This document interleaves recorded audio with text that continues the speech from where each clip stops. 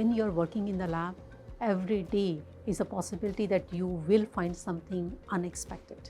The question is, are we paying attention to that unexpected? Most of the time, we totally ignore it because it does not fall in our hypothesis. We just choose to ignore it. But sometimes it's not a good idea. We have to pay attention to the negative results because probably those are the most positive results you can ever get.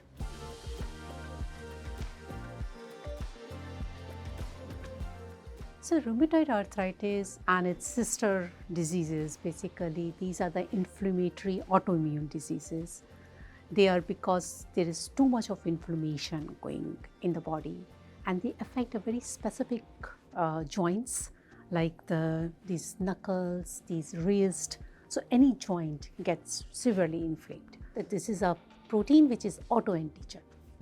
Now, the way we are taught immunology or autoimmunity in the textbook, we always assume that autoantigen means it's bad because it is activating the immune system, it is causing inflammation, so it is the bad guy.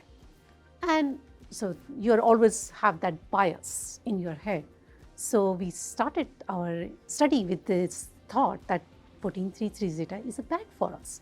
When the follow-up studies we started, we found that this protein is actually very protective, and it was totally opposite of our hypothesis.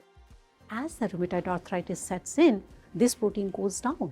So you have to increase the level to suppress it, and that became the basis of immunization and the rheumatoid arthritis vaccine, this concept.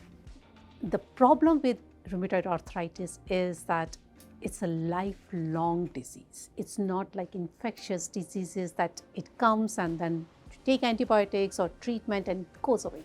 Because we don't know the triggers, all the clinical treatment has been managing the symptoms. So current model that we have tested is a prophylactic vaccine. It's like vaccine you take to prevent the onset of the disease. In RA, wherever we know the risk population, we know that it runs in genetic families, or there are additional morbidities that we can lead to this kind of deformity. That's where definitely this vaccine can be used. But we are currently testing that can it reverse the phenomena. But that is currently ongoing study, so I cannot don't know the answer yet.